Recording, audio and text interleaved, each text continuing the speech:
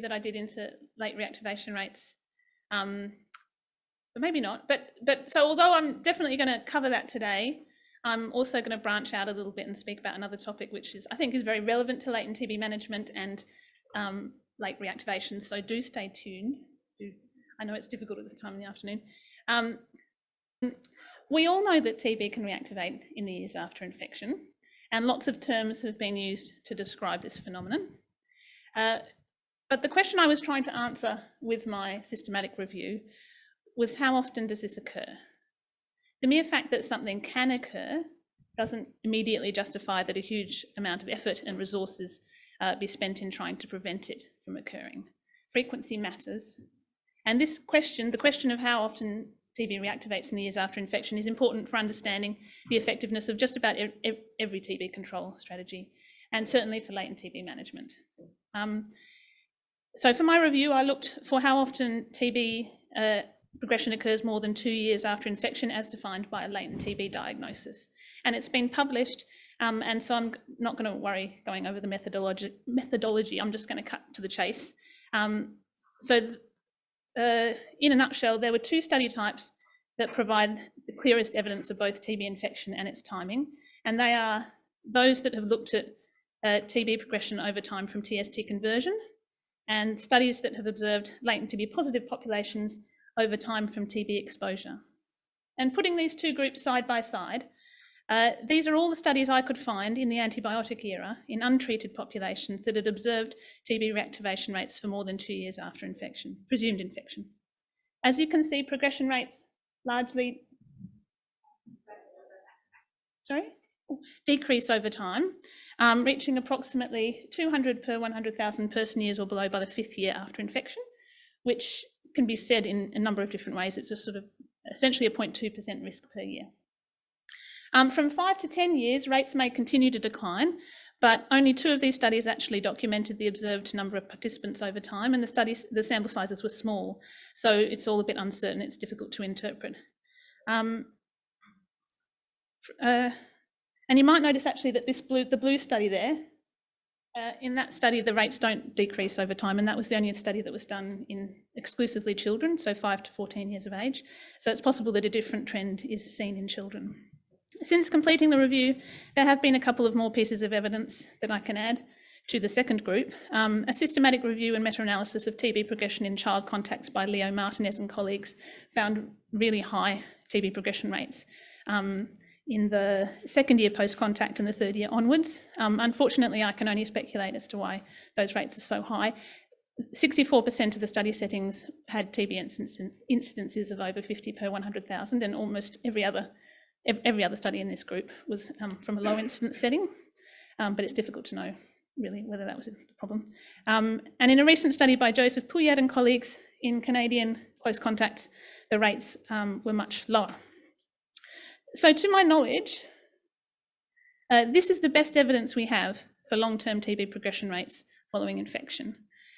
It's limited, and we can't rule out the possibility that some of these ongoing cases were caused by reinfection.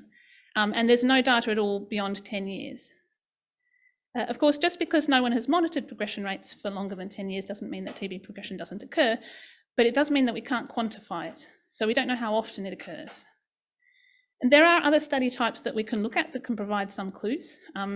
Here are the studies in relatively low incidence settings that have observed groups over time from latent TB screening. So not from suspected infection, but these studies simply got a group of people, screened them for latent TB and then observed them over time. So although we don't know the timing of infection for these studies, a couple of useful things to take from these studies are that the rates are broadly lower than they were in the other 2 groups that we saw, and which makes sense because if TB progression is highest soon after infection, and it's unlikely that everybody in these studies had been recently infected. And the other thing to note is that the rates largely decline over time in those who are TST positive, which are all of the coloured lines except the blue ones. And for those studies that looked at rates for longer than 9 or 10 years from screening, the rates dropped to around 50 per 100,000 person years or below, which can be said in a number of ways, is essentially 0.05% risk per year. And because this risk is lower than the 0.2% we saw in the other studies in the 5th year up from presumed infection, it kind of implies that rates probably do continue to decline, or might continue to decline beyond 5 years rather than plateau. And this is also supported by findings in other studies. For example, TB rates in Norwegian birth cohorts decreased over time in the second half of the 20th century, during a time when TB transmission was known to be very low. And so this reduction is likely to reflect a decline in the distal progression rate over time. And also, this is a study from an ecological study in Australian migrants, which estimated latent TB prevalence and then estimated reactivation rates. And it's showing that regardless of the time of arrival, regardless of the age of arrival of the migrants, which is shown by the different horizontal panels, estimated progression risks decreased with increasing time from migration, so as you move to the right. While a possible effect of age can be seen in that there's an increase possibly over the age of 70 and during youth, the fact that if you look at the vertical column, so all migrants of a particular age, for example, all 80-year-olds, those who have a lower risk the longer ago they migrated. So the further down the column you look, and that indicates that the passing of time is important for modifying progression risk as well as possibly age. So to sum up, existing evidence suggests reactivation rates decrease over time, reaching approximately 200 per 100,000 person years in the 5th year after infection. They may decline from 5 to 10 years, at least in adults, but long-term rates are unknown. So part 2. Next up, we have a topic that's keenly relevant to late reactivation, I think, and latent TB management in Australia and everywhere, and that is immunoreactivity over time and reversion. So reversion is when someone goes from having a positive TST or IGRA test to a negative one. So the question is, does reversion occur, and how often does it occur? Immunoreactivity is typically thought to persist once you have it, but there are studies to show that it might not be that simple.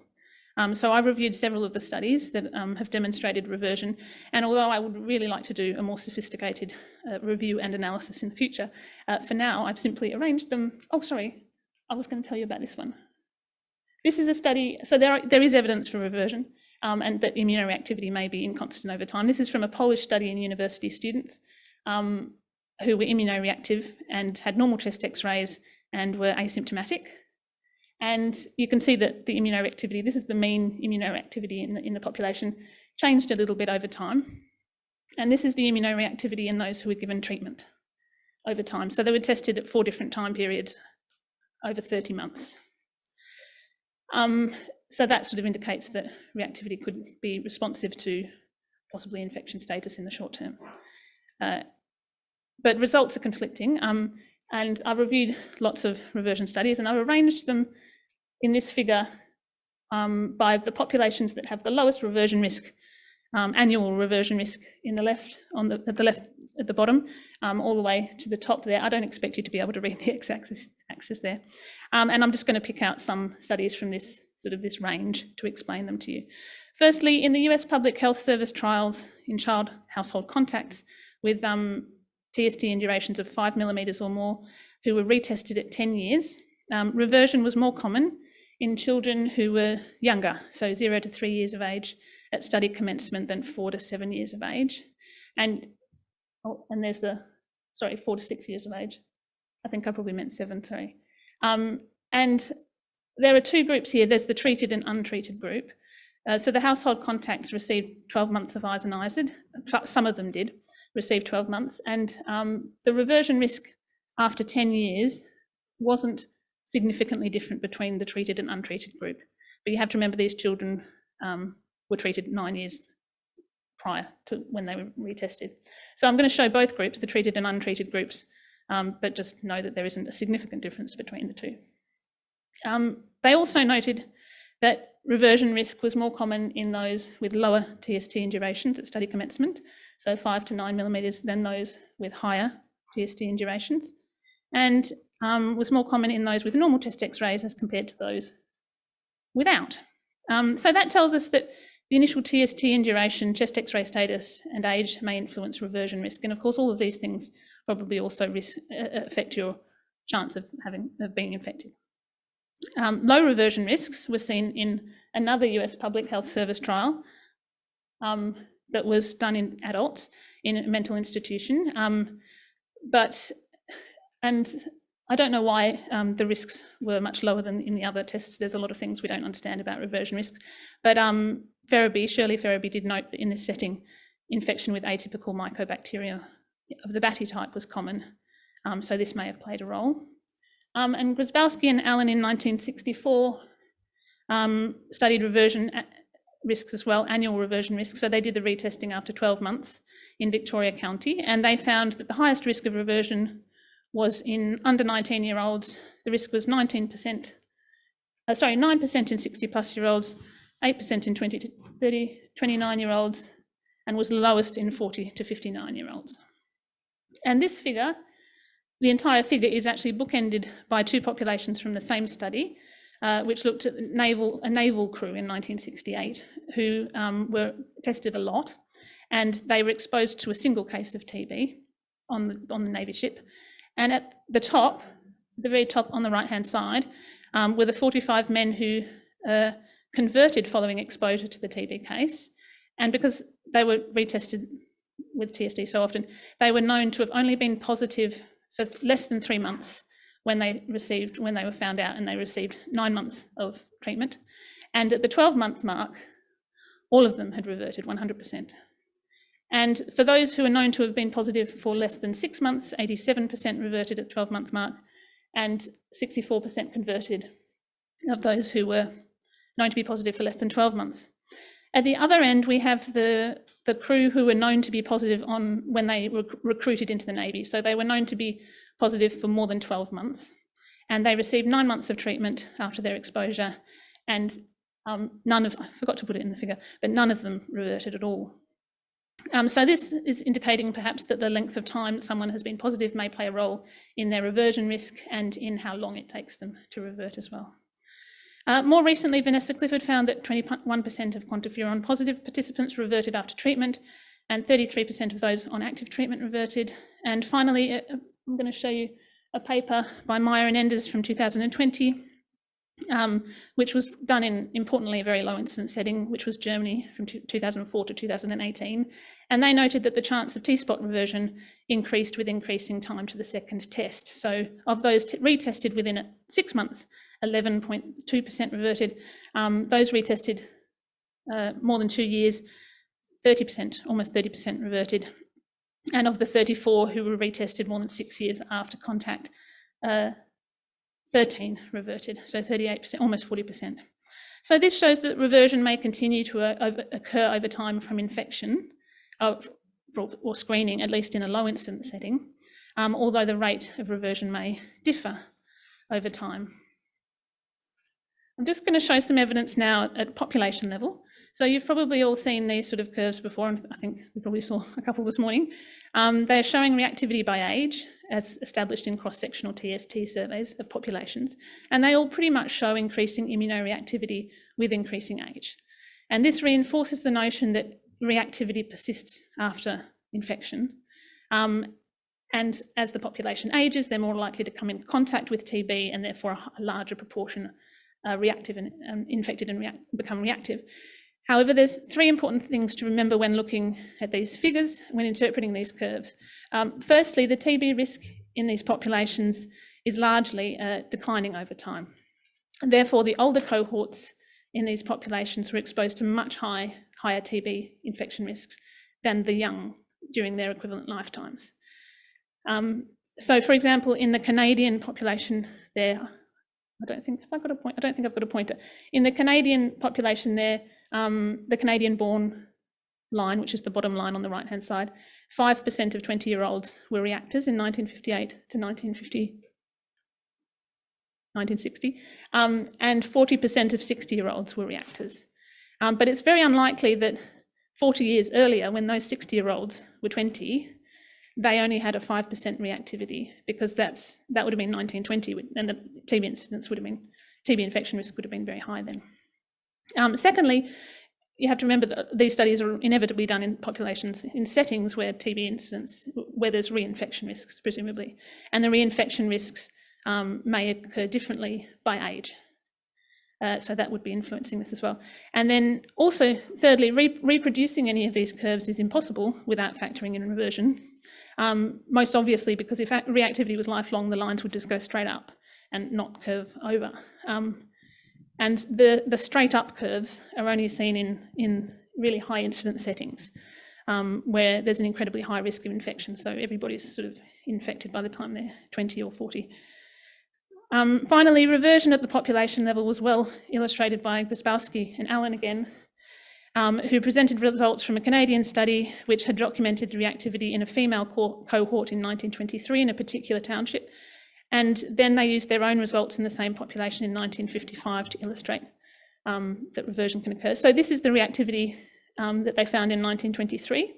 And if you assume that reactivity continues to accumulate with age, then you would expect in 1959 that the reactivity of this population would be about there.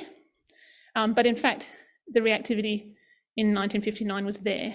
So where I've circled there, in 1923, 15-year-olds, 50% of 15-year-olds in this town were reactors.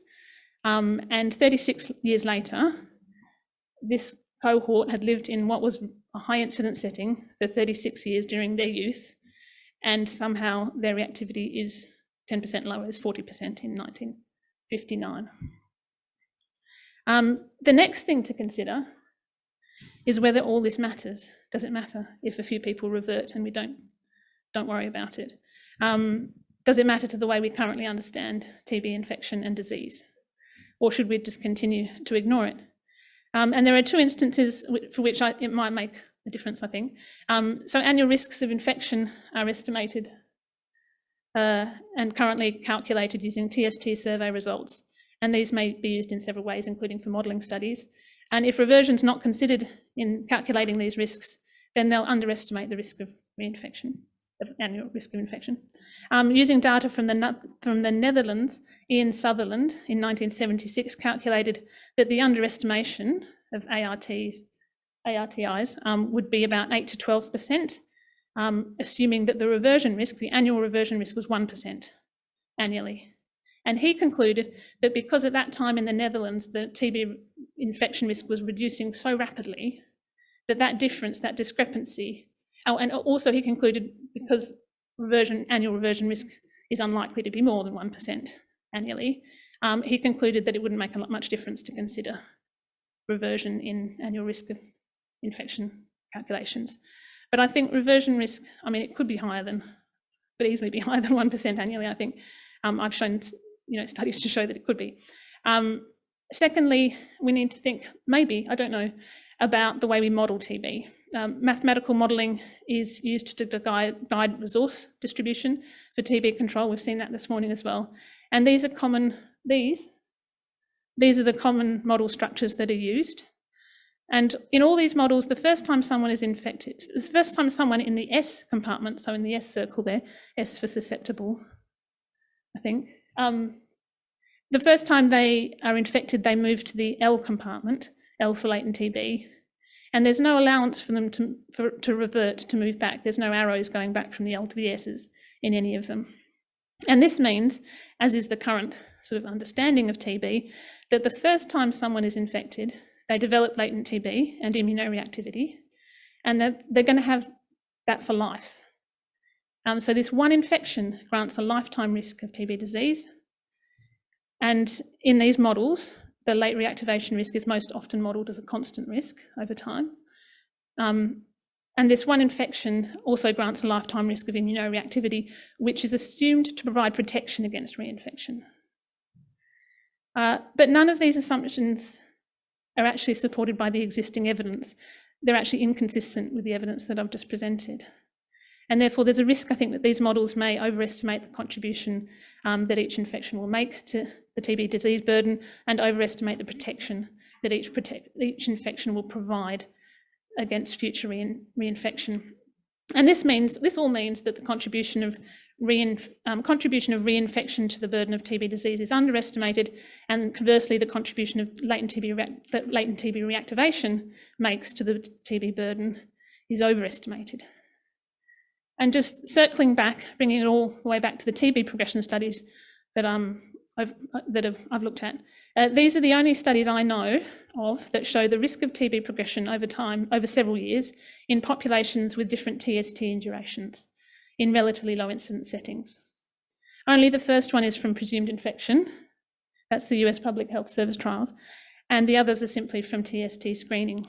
And you'll notice that the TST and durations given by the different colours stratifies the risk, the TB risk, relatively well in the first year or two after screening, but increasingly less so in the long term, as seen by the convergence of the lines. So immunoreactivity is a relatively good predictor of current risk, but less good at predicting future risk. Why? Well, maybe because both progression risk and immunoreactivity change over time in response to exposures.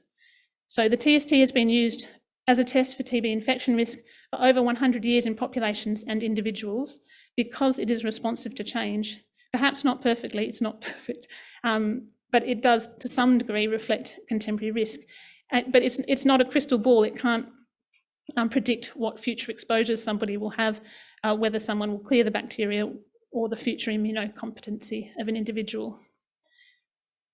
And coming back to the late reactivation rates, it's also important to remember that the studies in this slide here, the last 5, not the first one, that don't observe progression rates over time from infection, but simply observe rates in screened groups, they inevitably exclude anyone who has been previously infected from their calculations, anyone who has been previously infected but since reverted from their calculations, from their denominators.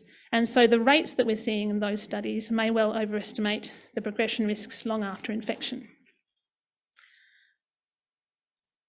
So just to reiterate, late reactivation rates decrease over time from infection, reaching approximately 200 per 100,000 person years in the 5th year or below. They may decline from 5 to 10 years, at least in adults, but are unknown beyond that. So the importance of late reactivation relative to early progression to the global burden of TB disease is unknown. TST or IGRA positivity, or whatever you may call it, allergy, reactivity, immunoreactivity, latent TB infection, it's been called many different things over time. It can revert, and how often this occurs appears to be dependent on several factors, and I can't tell you, but I'd like to do more research into it. It's poorly understood, even less well understood than TB reactivation rates in the years after infection. And these uncertainties are related and important, and understanding about them, more about them, is really important for TB control globally, I think. I probably should stop there. Oh, actually,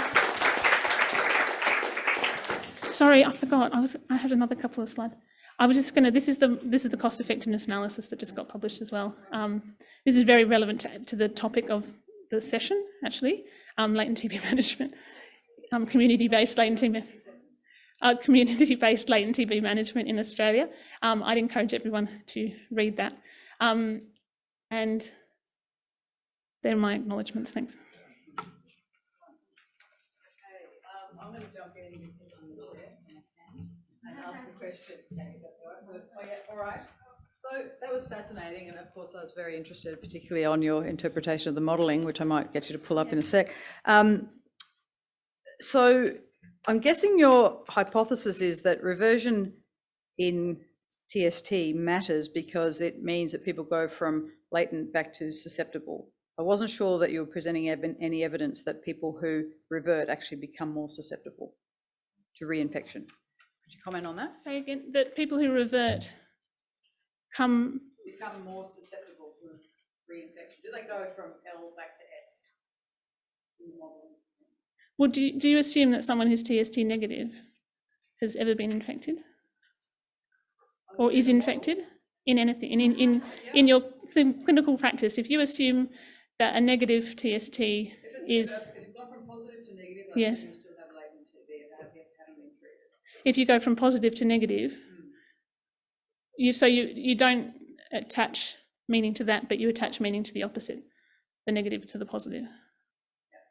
And you attach... I'm asking if there's any evidence to say Oh, that if you lose your positivity, are you more at risk of getting reinfected with TB compared with if you don't? Oh, there wouldn't be any evidence for that.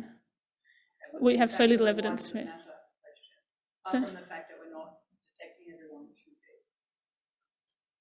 Why does it matter that people revert? In modelling, do you mean? In real life. Why does it matter that people... Yeah. So if having a positive TST puts you in a latent state... Oh, sorry. Okay, having a positive TST puts you in a latent state, but you lose the signal, so we no longer know you're in that latent state. Apart from the lack of knowledge, what else happens? I think all you can assume is that the sort of... I mean, when you see someone in a clinic and they're TST negative, you have no idea what their previous exposures have been. You have no idea that whether they were positive 5 years ago, 1 year ago, but you assume that that person is no longer infected.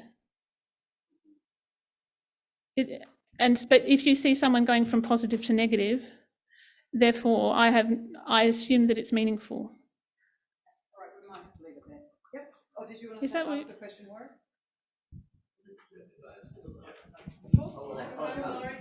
Yeah.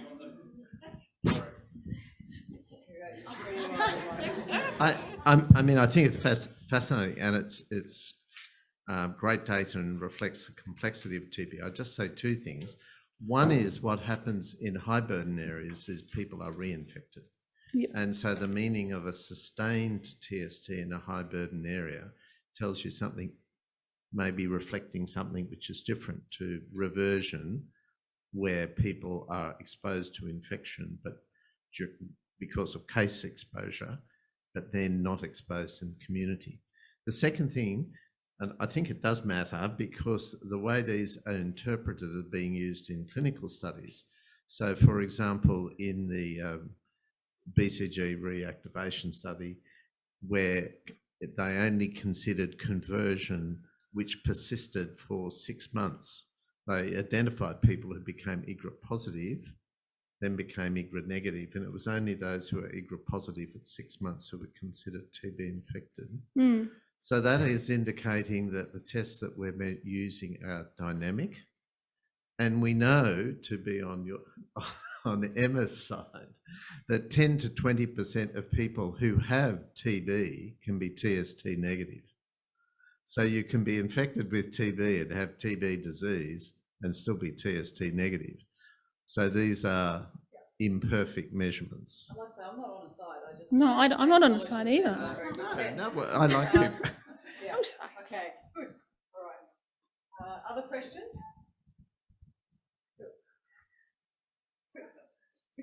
Sorry. Thanks. As someone who tried to look this up recently very quickly, you've summarised the data that's out there really nicely, so thank you very much. Thanks. I hope I can do better. I did have one quick question. On the reversion side, of the studies, were they all looking at doing two-step TST, or were some one-step or two-step? Because we're always taught, you know, if someone reverts with a TST, you should do a two-step because it might still turn positive if it's many years later, but most people don't bother. No, and I don't think the ones I looked at had two-step TST, no. Some of them were tested, you know, obviously quite often, so like 4 months, every 4 months or whatever. But no, not a two-step, as far as I know. Okay, thanks very much, Kelly. All right. I'll address the modelling issues when I have my turn tomorrow.